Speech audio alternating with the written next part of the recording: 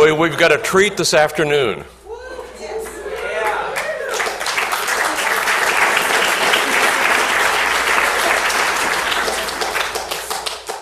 For our mystery speaker for 2010, on the 25th anniversary of the Mises University, we bring you a man who is famous, but will be more famous still, a man who has accomplished so much through his writing and his extraordinary speaking, but will accomplish even more, a man who was a champion of civil liberties, of peace, of free markets, but will be an even greater champion in years to come.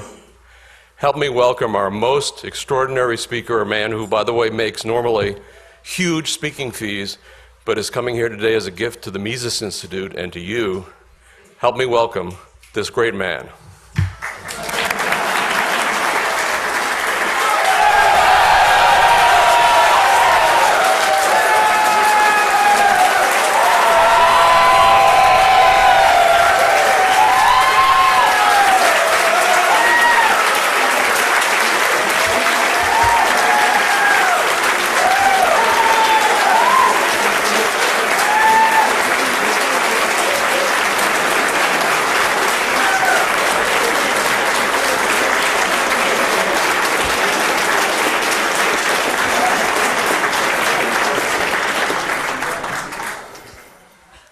I never got a reception like that in the courtroom.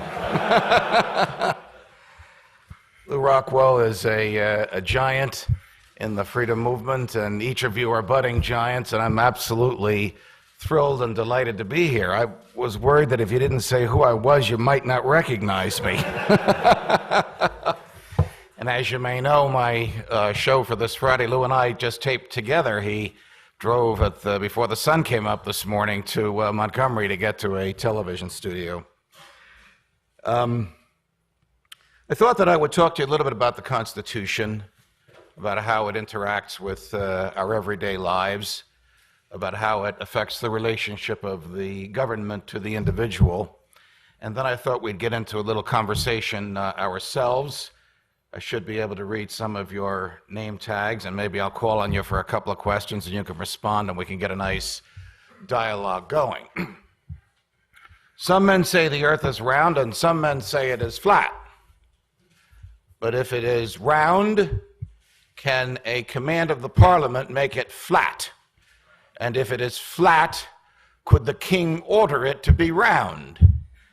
These are the words used by St. Thomas More in defense of himself, representing himself in his own trial for high treason, in which he was accused, of course, of refusing to acknowledge that the king was the head of the church on earth. We all know the outcome.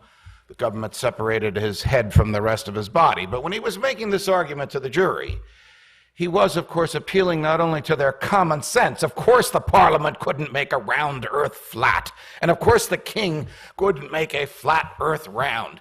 He was also appealing to their understanding of the natural law, of the order in things, of the way a divine creature or a force of nature, whether you are religious or secular, created things, and of our need to pursue happiness by complying with the law of nature. He knew what Aristotle and Augustine and Aquinas had written. He could almost anticipate what Locke and Jefferson would write.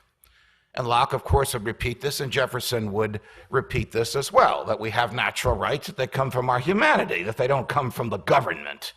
At least those were the arguments that were made by these wonderful people who advanced this argument of the natural law. When we were a colony, when we were colonies, and the king and the parliament had wanted to raise money, they had ingenious ways of doing so. One of the most offensive was the Stamp Act. Parliament enacted a law that required every piece of paper in your home, every book, every pamphlet, every legal document, even a poster you were going to nail to a tree, have the king's image on it. You think it's rough going to the post office today? You had to go to a foreign post office and buy an image of the king. Question: how did the king and the parliament 3,000 miles away know if you had in your home the king's image on every piece of paper? Answer: Parliament enacted an abomination called the Townshend Acts, which authorized British soldiers to write their own search warrants. So a British soldier would show up at your house and knock on the door and hand you a piece of paper in which he had authorized himself to come in, ostensibly to look for the stamps. But of course, while there, they might help themselves to food, to alcohol, to furniture. They might even help themselves to the house, which is why we have the Third Amendment, which prohibits quartering troops in a private home against the wishes of the owner. The Stamp Act was really the last straw. It was the only one of the oppressive acts that Parliament actually repealed in an effort to quell the colonists from their rebellious ways. We fought a revolution. We won the revolution. We wrote a constitution. In 1787, they had a great debate, and the debate went back to what Moore said at his trial and what Locke had written and what Aristotle, Augustine, and Aquinas had written. Where do our liberties come from? Do they come from our humanity, or do they come from the government? Hamilton and the big government people at Philadelphia in 1787 said there can be no freedom without government. Government protects freedom, and government knows when to restrict it and when to expand it. And as long as the government is subject to the will of the people, as long as the majority rules, freedom will be safe. Jefferson, who wasn't there but argued through Madison, and Madison directly argued that this was nonsense, that our freedom comes from our humanity, that our right to think as we wish, to say what we think, to publish what we say, to worship or not to worship, our right to defend ourselves, our right to keep and bear arms, our right to life, to liberty, to the pursuit of happiness, our right to be left alone. After the right to life, that's my favorite, the right to be left alone, that these rights come from our humanity.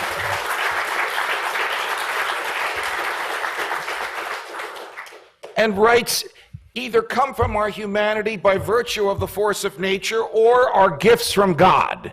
As he created us in his own image and likeness, as he is perfectly free, we are perfectly free.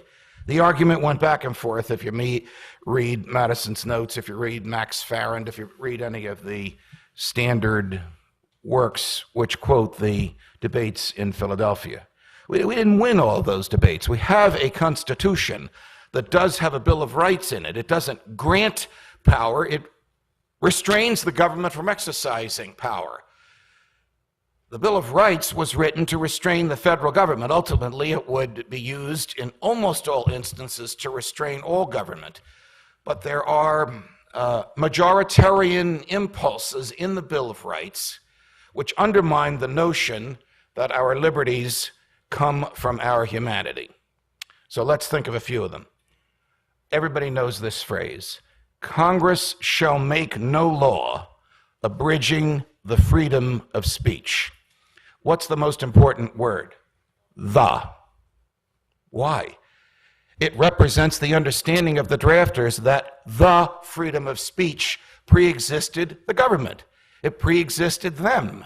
It already existed before they assembled in 1787.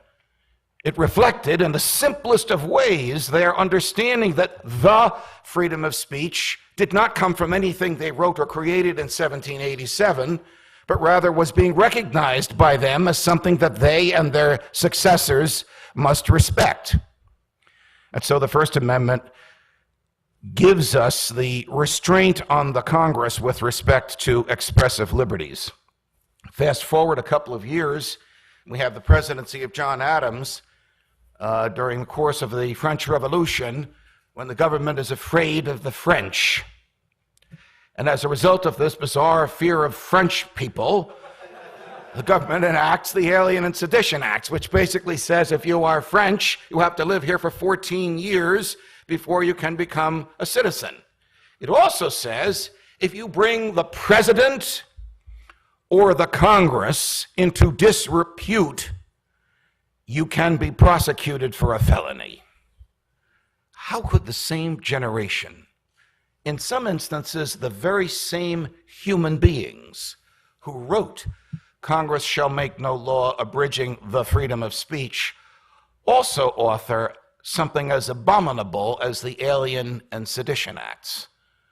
Lou Rockwell and I have spent a lot of time talking about this, and he reminds me of what Augustine wrote about when he talked about libido dominandi. Now, don't get excited. We all have libido. We all know what that is. This is a different kind of libido. This is, this is the lust to dominate. This is the thing in human nature that draws people to the government. Regrettably, there are far too few Ron Pauls in the government and far too many people that suffer from this libido dominandi, this urge to dominate. So Congressman Matthew Lyon, an anti-federalist, a Jeffersonian from Vermont, thought that he would test the limits of the Alien and Sedition Acts. And he argued in public that John Adams, who was into puffery and pomp and circumstance and frills and wore almost regal-like clothing, in fact was more interested in pomp and circumstance than the government. That wasn't quite enough to provoke the Justice Department. But John Adams had a little problem with his waistline. I can understand that. And Congressman Lyons referred to the president as his rotundity. And that was the last straw for the Justice Department. So Congressman Lyons was indicted and charged as a sitting member of Congress. He didn't say it on the floor of the Congress. You know, if he had said it on the floor of the Congress, he couldn't be prosecuted because of a clause in the Constitution that insulates members of Congress from legal action against them for what they do and say on the floor. Patrick Kennedy was caught driving drunk at 3 o'clock in the morning and collided with a tree. Argued that he was on his way to the floor of the Congress at that hour and therefore couldn't be prosecuted for DUI. The constitutional protection of members of Congress doesn't go that far, but it does protect them for what they say on the floor. Congressman Lyons did not make this statement on the floor. He was charged, prosecuted, tried, and convicted of violating the Alien and Sedition Acts for making fun of the president's waistline. Now, if you're from New Jersey or New Orleans or Boston, you'll appreciate the second part of this story. Congressman Lyons ran for re-election from his jail cell, and he won. Eventually, of course, he returns to Congress. The Alien and Sedition Acts expire. They were sunset. Jefferson, of course, as the vice president, wasn't even protected by them. As you remember how presidents were elected in those days, everybody ran for president. Whoever finished first became president in the Electoral College. Whoever finished second became vice president. So you had the big government, somewhat overweight, pompous John Adams, the Federalist, and the very slim icon of liberty, Thomas Jefferson, the anti-federalist, as the vice president. Imagine the bizarre combinations today had this not been changed shortly after the calamitous election of 1800. So back to the debate in 1787. We'll look for a minute at the authoritarian impulses in the Constitution through the prism of property rights. We'll start with this premise from Hayek. If you accept the premise that individuals exist for the greater good of society or the nation, then all the horrible experiences of totalitarianism are logical and will follow. Question: does the Constitution of the United States preserve, protect, and defend individual natural rights, or is it an instrument for totalitarianism? Now, you can answer this, I would argue, either way. We'll take the bad side for a moment. The argument is over eminent domain. When the king was the king in Great Britain, and he wanted property for his own purposes, he took it. He didn't have to pay for it. He didn't have to go to court. He just took it. Sometimes they would give the owner of the property some cash so that the owner would go away and leave the property peacefully. But the king, as the sovereign, had this power just to take the property. Fast forward to 1787, and they're trying to decide what to do with property rights, this new government that we're creating. Should it be able to take property? Madison, no. Jefferson, no. The only legitimate exchange of property for value is one that is truly voluntary. The individual is the highest good. The individual doesn't exist for the country exists to protect the property rights of the individual. Jefferson and Madison's argument. Hamilton's argument is the one that the king made. Well, listen, we've got to build roads and canals. We've got to expand westward. We need a central bank. We need paper money. we're going to be able to have to take property. Why should we have to pay for it? It's the taxpayers' dollars anyway. So this argument went back and forth, and they crafted the Fifth Amendment. You could argue that the Fifth Amendment is a compromise. You could argue that it permits the exaltation of the state over the individual. It recognizes the right of the government to take whatever real property it wants, but it gives the owner of that property a jury trial and lets a jury decide what the value of the property is. And that's called eminent domain. So question, that right in the Fifth Amendment of the government to take property, does that, as Hayek warned us, manifest the belief that individuals exist for the greater good of the nation? I would argue, regrettably, that it does. That if we truly are free, then our property is truly our own, and we can exclude anyone from it, even the government. That's not radical. That was the idea of most of the founders when they were breaking away from the king. And if you read what Jefferson wrote in the Declaration of Independence, those were his ideas as well. So the Fifth Amendment is an imperfect compromise.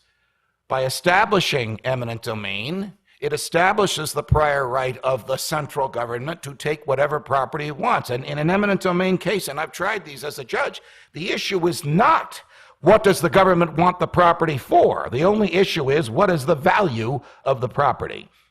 I remember trying a case once where the government took a farmer's field in order to deposit debris on the field from a highway that they were building. This highway was about 65 or 70 miles from New York City. The debris was about 800 or 900 feet high. It was a mountain in the farmer's backyard. And the government wanted to argue to the jury that if the farmer climbed to the top of the mountain, he'd be able to see New York City. So therefore, the debris that they had deposited on his property actually enhanced its value. Unfortunately for them, I was the judge, and I wouldn't even let them make that absurd argument. But that's the length to which the government will go. But the issue of whether or not the government can do this, that is, take the backyard, it was an enormous backyard, it was 35 or 40 acres, and fill it with debris, was never even reached. In an eminent domain case, property first, decision later. Property first, decision later. The government gets the property, and then the courts decide later what it's worth. We know from the Kelo case that this has truly been distorted now. The Fifth Amendment at least has in its protection public use. That's now become public benefit. And Kelo says that a public benefit can be more tax dollars in the tax collector's coffers. How could that possibly be a benefit to give them more money to spend? You're at home one night, there's a knock on the door. You open the door, there's a guy with a gun. The guy says to you, "Give me your money. I want to give it away in your name." You call the police. You find out he is the police. Now, if we wouldn't let a crackpot like that come into our living room to take our cash to give it away in our name, why would we let the government do that? When I tell this story and I argue that taxation is theft, my buddy Stossel says, "You're killing me, you're killing me." I said, "John, what do you mean I'm killing you?" He said, "Well, when you say things like taxation is theft, and the people that listen to you roar and love to hear you say it, my people say to me, 'Well, John, why don't you say what Judge Napolitano says?'"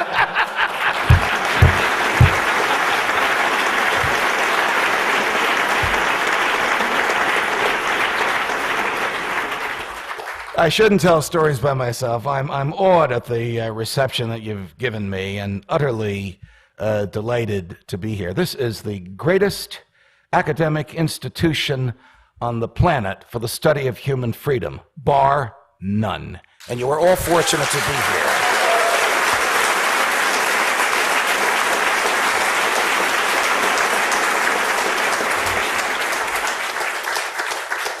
They told me if I walked away that this would work, so you can still hear me. This device is working. Okay.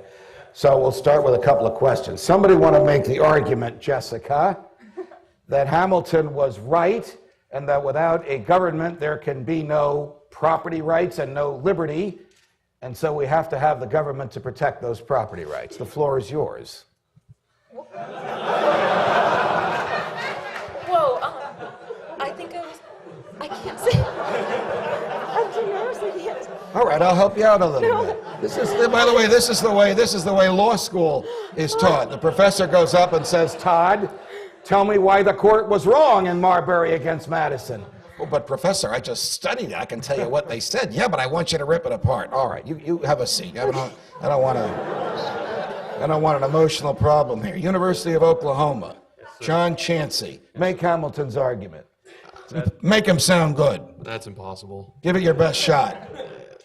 Yeah, I got nothing. You got nothing. Willie, give it your best shot. I'll give back to you. You'll give back to me. Edward. Go ahead, Edward. Well, No one's going to think you're a traitor.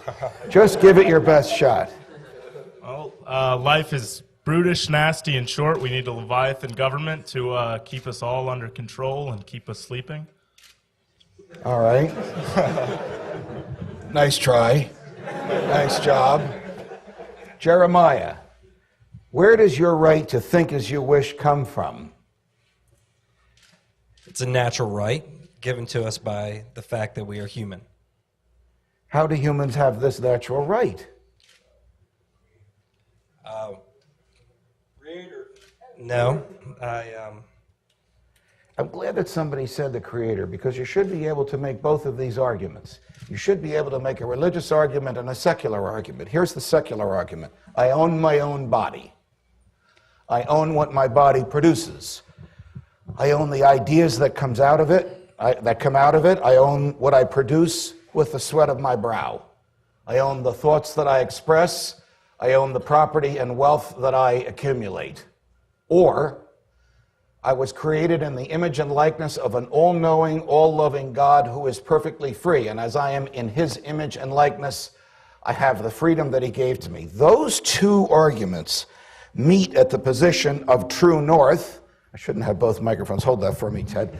And true north is the position that everybody in this room accepts, which is the primacy of the individual over the state.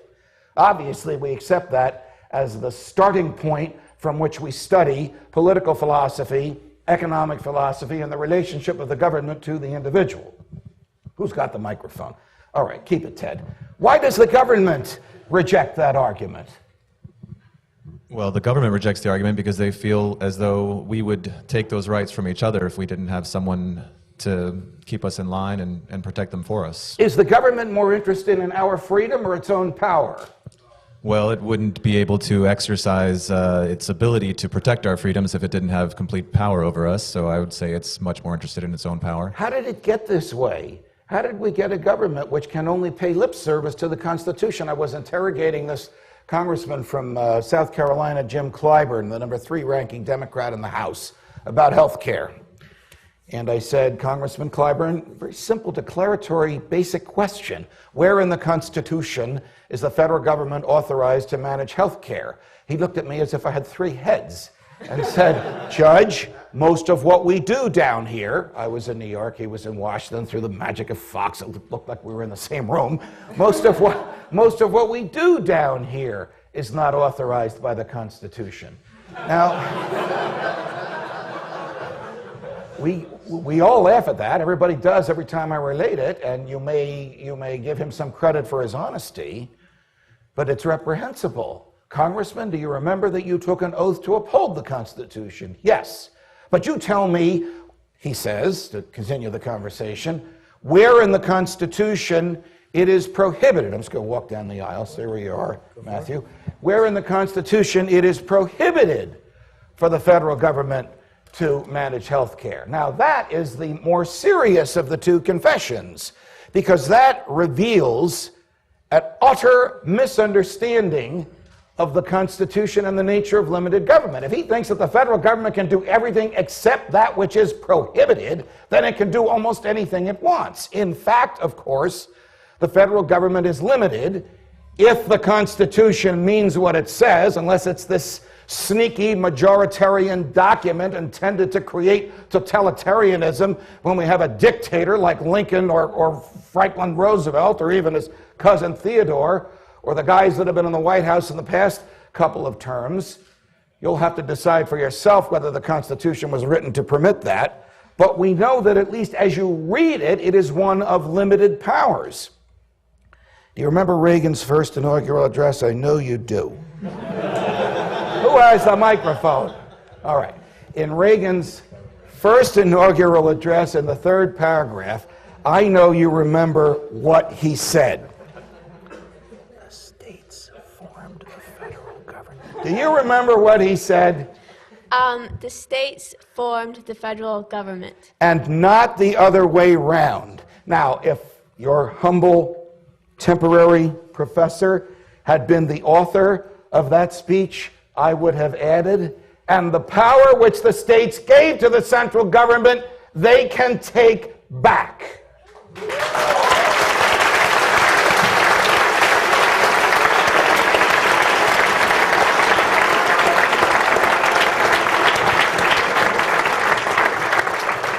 They can even nullify.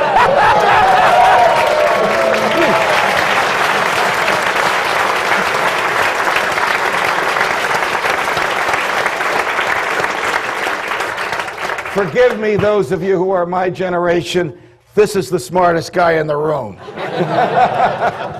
They can even nullify what the federal government does, as you know, a concept readily accepted, articulated in the Declaration of Independence. If we can separate from Great Britain, why can't the part of the country that hates the central government separate from the rest? Make sense to you? Makes perfect sense. Okay. Anybody else want to throw anything out at us? Sir. I think you're an anarchist and you don't know it yet.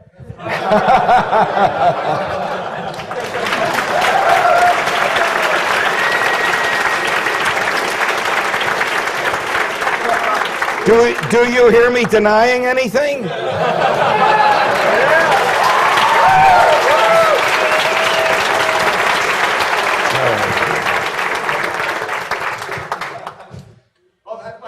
Oh, I thought there was going to be a follow-up. You know, I have argued, some of you have heard what I've said, and some of you have read what I've written, and some of you have seen me with Lou Rockwell and with Tom Woods, that the government exists for only one purpose, and that is to preserve our freedom.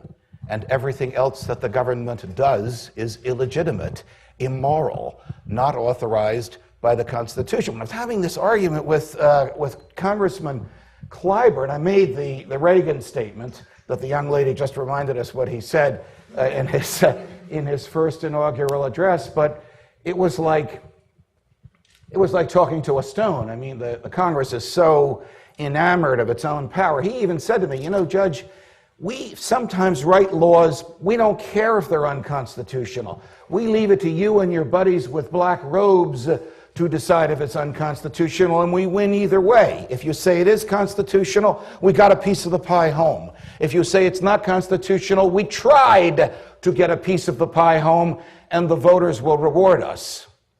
Now, Jefferson and Hamilton agreed on very little in their lives, but the one thing they did agree on is when the public treasury becomes a public trough, and when the public recognizes that, it will only send to Washington people who will give it the larger piece of the pie. And then nobody's liberties will be safe if the government takes the attitude that it can take whatever it wants. So then I said to Congressman Clyburn, well, you know, you want the federal government to micromanage health care. How well does the federal government do managing anything else? And he said to me, what do you mean? I said, well, Medicare broke. Medicaid broke. Social Security broke. The Post Office broke. Amtrak broke. The Defense Department broke. When the Mustang Ranch in Nevada was taken over by the IRS for failure to pay income taxes, and the government ran it, they bankrupted it. So let me get this straight, Congressman Clyburn. The government can't provide booze and hookers to truckers in the desert, and they want to manage health care.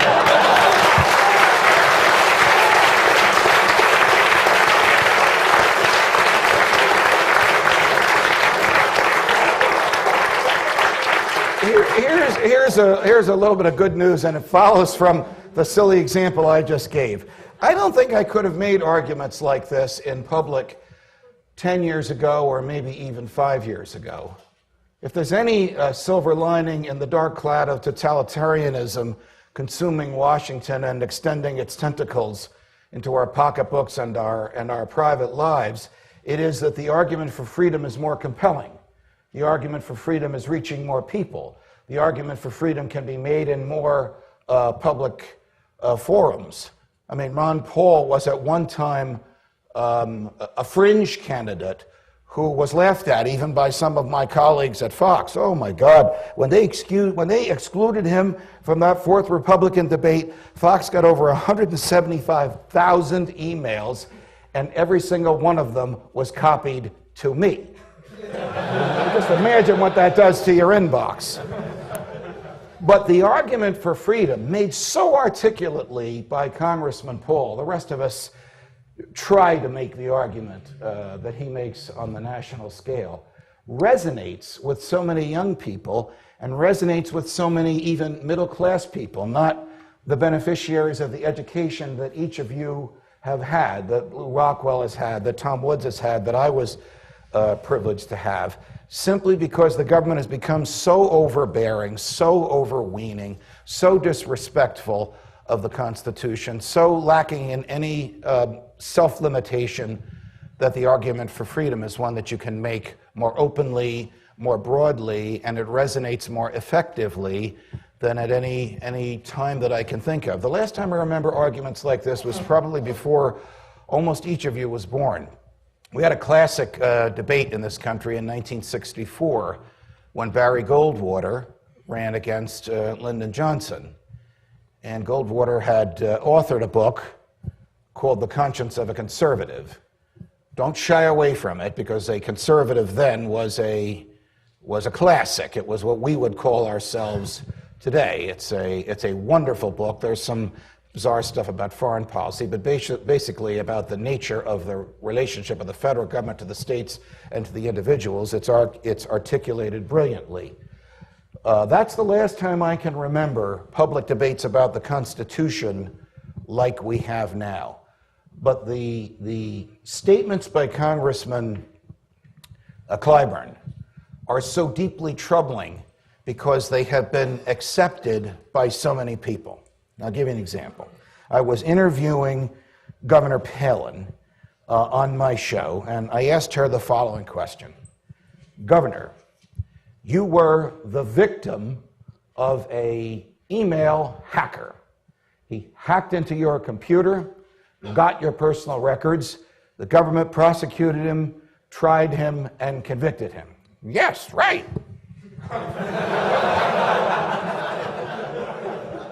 Question, Governor. Should the government be able, hang on to that, John. Should the government be able to hack into your email without a search warrant from a judge? Well, of course not. And any statute or any law in the books that says that it can's got to come right off those books. Seated next to me, she was in Utah on a screen about this size in the studio. Seated next to me was Congressman Paul, who said, I'm one of just 16 Republicans that voted against the Patriot Act.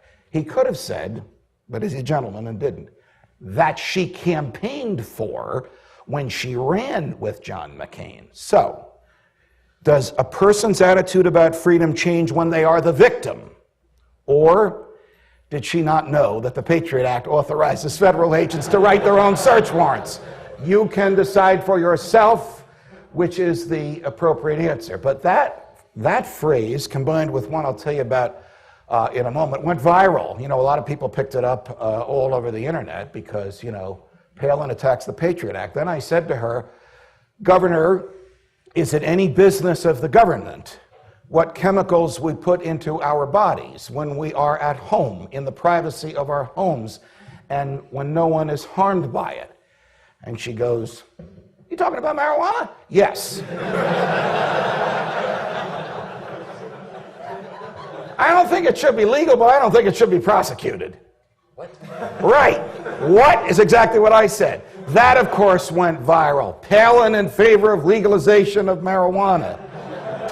Sometimes when you present arguments in a way that emphasize the ignominy of the government and natural freedoms, people will accept those arguments, forgive me, without even realizing what they're saying. I don't know what her thoughts were when she said that, but if you are before groups or in front of the camera, you need to understand ways to make these arguments so that the government is shown as the destroyer of freedom that it is, and the individual is shown as being having primacy over the government. Now, it's not always easy to do that. I spend about every Sunday afternoon, I don't have the time to do this during the week, so I have somebody on my staff make a copy, download everything that's on LouRockwell.com. And my favorite part of the week is Sunday afternoon, just going through two thick loose leaves, because I don't like to read it on the screen, of everything that's on there. You know this because you're all here. These are just some of the greatest arguments for human freedom that you can imagine. They're treats from Murray Rothbard to Hayek to Lou himself to Tom Woods to a lot of people all over the country that share and enjoy the ideas that we do and help you to make your point. So, how many ways are there to earn wealth? I can think of three. One is the inheritance model. You're fortunate enough to have inherited a lot of money. God bless you, spend it as you want. The other is the economic model, which is what most of us use. You work hard, you trade a skill, knowledge, sweat of your brow, the work of your muscles, the creation of your brain to somebody else who pays you for it. And the third is the intimidation model. Your money or your life. Which model does the government use? It's not even a close call. So when you can explain things like that, I learned a lot of this from Woods. When you can explain things like that, people understand exactly what's happening here. You may not talk about the majoritarian impulses of the Fifth Amendment.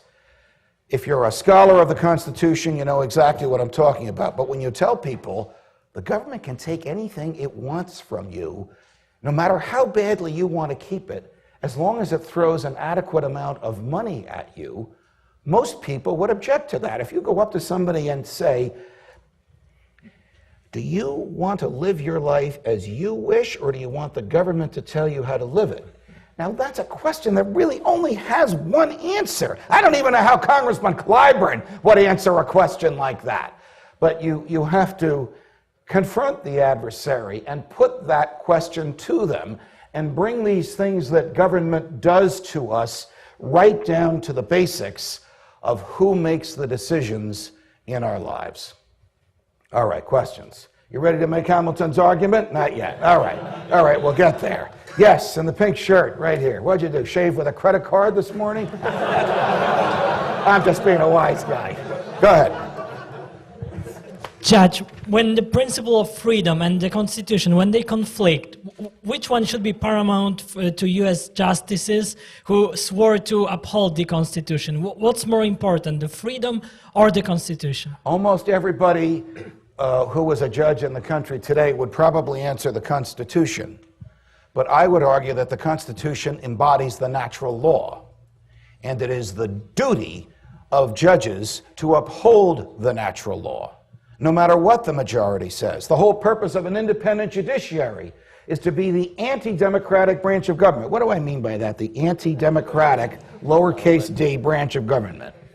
Wait a minute. To be the... Oh, they brought the mic. Thank you.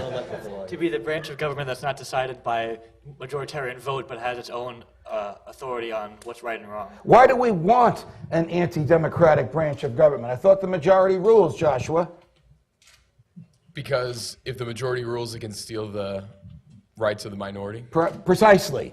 Because if we did not have an anti-democratic branch of the government, there would be nothing to prevent the majority from taking the property or the freedom of the minority by a simple vote. Hitler was elected pursuant to the laws that existed in Germany at the time by some sort of a majority vote. No one could seriously argue that simply because the majority has voted for something that it is worthy of protection in our hearts or by the use, I'm getting back to your great question earlier, of our courts.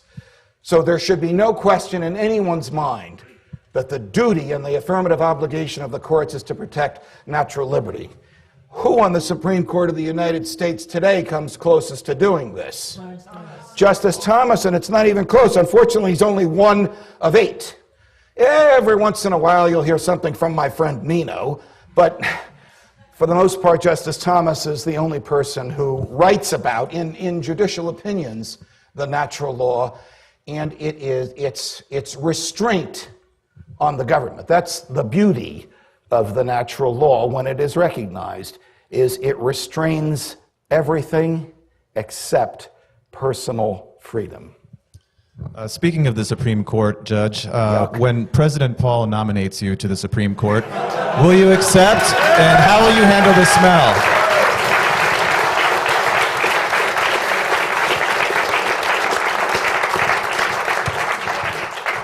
We haven't discussed it. Very flattering.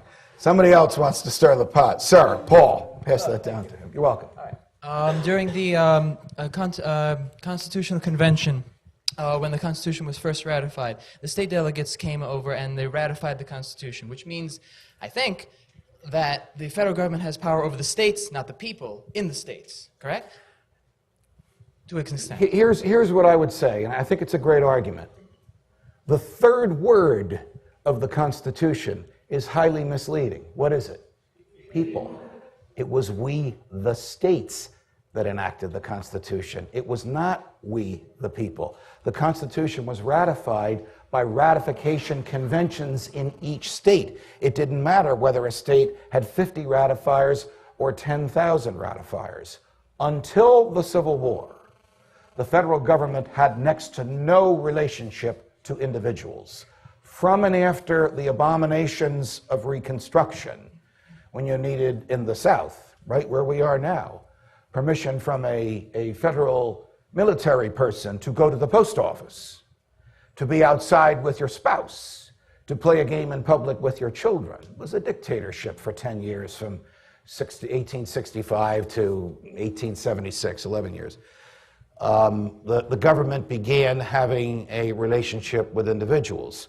Lincoln enacted, the Congress enacted at Lincoln's instigation, legal tender laws. The Congress enacted an income tax, which eventually went away. But the presumption that the federal government had authority over individuals without a scintilla of authority in the Constitution for it was accepted. Why? Wartime. I once sang that Springsteen song on air, which of course got me a call from the second floor, which is where the executives of Fox are. War, what is it good for? The government. Because war is the health of the state. Because presidents...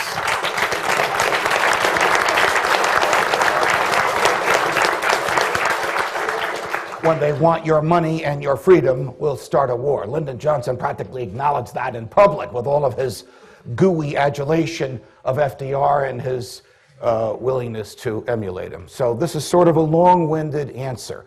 I mean, in the progressive era, with the destruction of states' rights and with the institution of the income tax, the 16th and the 17th Amendments, the federal government begins a very, very direct contact with individuals by going into your pocket, by thinking it can take as much. Oh, don't worry, the tax will never be more than about 3.5% or 5%, and it'll only affect the wealthiest people. At one point, it went up to 90%. So, you give them that authority, and they'll take it. I am so offended by this amendment, which destroyed the ability of the states to send senators to the Congress and allowed the voters to elect them, that I think you can answer this bizarre-sounding question. Is there any part of the Constitution that is unconstitutional? Answer, it is this amendment. It is the 16th Amendment that destroys the ability, it takes the states away from the table of government. Here's the table of government. The people are there in the House of Representatives. The state is there in the president. The states are there in the Senate. Do you think Chuck Schumer would still be representing New York if the state legislature sent him there? Probably not, because most of what he does doesn't have anything to do with the power and independence and sovereignty of the state of New York.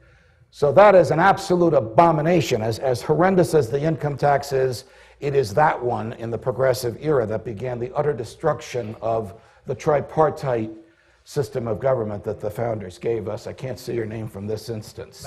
Matt. I just wanted your opinion on what if the founders... Here you go, Matt. All right, here we go. What if the Constitutional Convention had never ratified the Constitution and we'd still be with the Articles of Confederation? How would this nation or how would this population grow? How would it be different than it is today, do you think? We wouldn't have a Federal Reserve.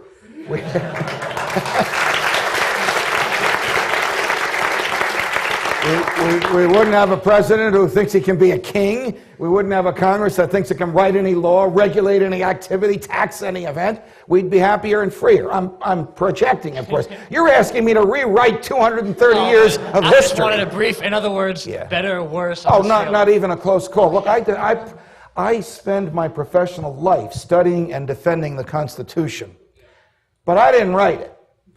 I mean, I would have written a lot of different things, and the Articles of Confederation created a system of government which permitted the states to nullify, to tell the federal government to take a hike, which literally was based on the consent of the governed. All right, Jessica, let's see what you do with this one. Is the government based on the consent of the governed? Does the government get its power from the consent of the governed, or does it get it from some other source? Right. Oh, it should. Okay, so where's the microphone? Okay, suppose you don't consent. Does the government still have power over you? I think now they do. I don't think that they should. Oh, but good argument. Good argument. Yes, they do. They really don't care about your consent. So is the argument that the powers of the government are based on the consent of the government just a bunch of baloney made by politicians who want to steal your property and your freedom? Probably is. Sometime during his administration, George W. Bush claimed that he got powers as president from, this is crazy, from some source other than the Constitution. And when pressed, he couldn't name the source. Perhaps because it doesn't exist. But he didn't say from the consent of the governed. You know, if you read things, if you read portions of the Declaration of Independence, I've argued with people on air about this, who will say, oh, it was just Jefferson's musings. Well, he just wrote that to antagonize the king. He just put that down to rile people up so that they would rebel against Great Britain. All right, if you go to the U.S. Code, which is all the laws the Congress has ever written, it would fill bookshelves about this size, this whole corner here. Go to the first page of the first book, and what's there? The first law they ever adopted, the Declaration of Independence. Yet in New Jersey, when Woodrow Wilson was president, he had just been the governor of New Jersey, people were arrested for reading the Declaration of Independence out loud on public street corners, especially the part that says when the government fails to protect your freedom, it is the duty of the people to alter or abolish it. How could you possibly be prosecuted for that? Wilson was, of course, a monster who brought the progressive era to us. I'm a graduate of Princeton University, where he is utterly revered, but his ideas that the federal government could write any law that it wanted and tell you how to live your life really was the progenitor of the big government we have today. I would argue even more so than FDR. Had there not been a Woodrow Wilson, again, I'm rewriting history here, there might not have been an FDR, or he might not have been as successful as he was. During World War I, the government enacted the Espionage Act, which made it a crime to discourage someone in the munitions industry from going to work, or to discourage someone who had been drafted from going into the military. What's the word? Discourage. So it punished speech. So Abe Gitlow, an immigrant from Eastern Europe, you guys don't remember this, but when I was your age, before printers and laptops and Blackberries and all the gizmos and wizards we have today, if you wanted to get an idea out, even Woods is too young to remember this, you got an old-fashioned mimeograph machine. It was like a barrel filled with ink, and you put a stencil on the outside of it. If you turned it at the right speed and you caught the right amount of papers, the ink would seep through the cuts on the stencil, and you could reproduce documents cheaply and in your home. So Abe reproduced a very crude pamphlet that basically said this World War I, then call it World War I, the Great War is insane, and you shouldn't participate in it. You shouldn't help it in any way. And then he took these and he went to the top of the tenement in which he lived in Lower Manhattan, and he hurled them into the streets. And 5 years later, he began serving a 20-year prison term for violating the Espionage Act by discouraging people from participating in the war effort. Government was not able to find anybody at trial who would come and testify that they saw, read, or understood Abe's leaflets. Abe, you see, didn't speak English, and he wrote them in Yiddish, and forgot that with the exception of his mother and mother-in-law, very few people around there even understood the language, much less the alphabet that was used for it. That is still a law today. When the New York Times revealed that the Bush administration was spying on us without warrants and lying about it, that brilliant Secretary of State, Alberto Gonzales, threatened to prosecute them under the Espionage Act. The Alien and Sedition Act's expired. The Espionage Act is still there. Well, if the government gets its powers from the consent of the governed, who could possibly consent to the existence of a crime for discouraging people? Anybody? Nobody? No. So again, we go back to where we started. And it may be an unhappy argument, except that we're all very happy to be here.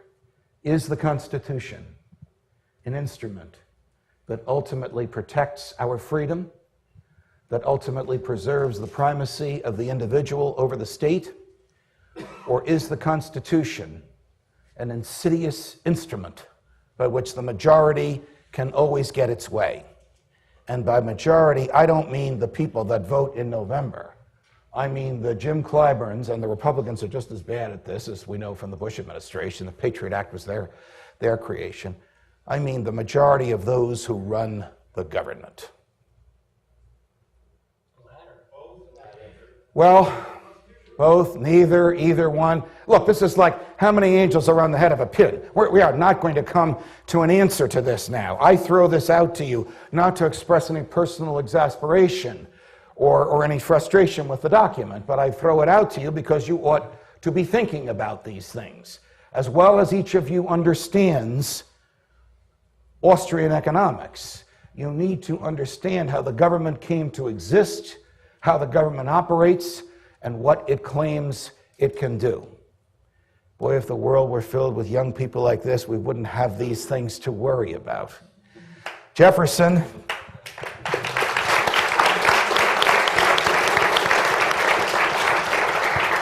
Well, Jefferson was far from perfect. I mean, we all know about his personal life. At the same time, he wrote that all men are created equal. He probably was having a relationship with one of his 200 slaves, and she probably had 6 or 7 children by him. Who can imagine that her involvement with him was voluntary? And the Constitution, of course, as originally written, has 3 clauses in it that implicitly recognize slavery. So obviously, it is a flawed document.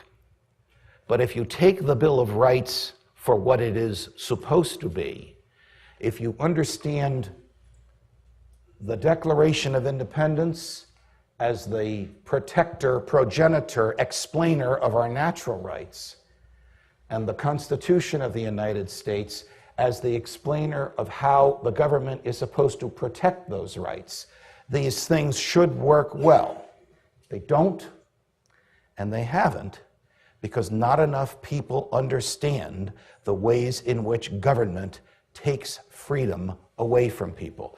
When Justice Scalia was Judge Scalia, when Joe Biden was Senator Biden, they had the following discourse back and forth at Justice Scalia's confirmation hearings when President Reagan nominated him to the Supreme Court.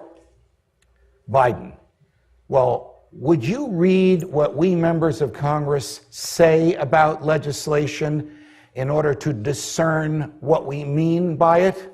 Scalia, no.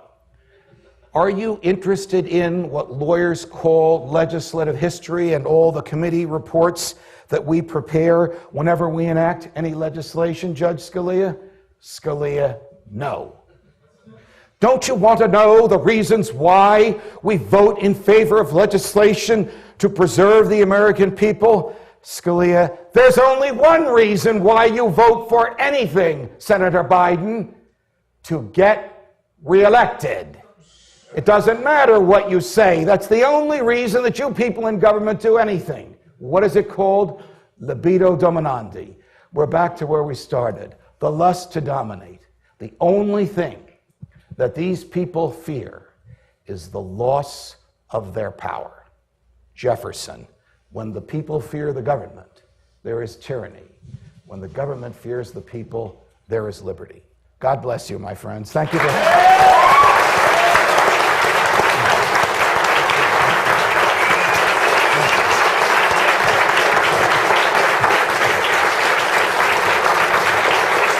You're a good sport. Thank you. Good question. Thank you. Great question. Thank you. Thank you.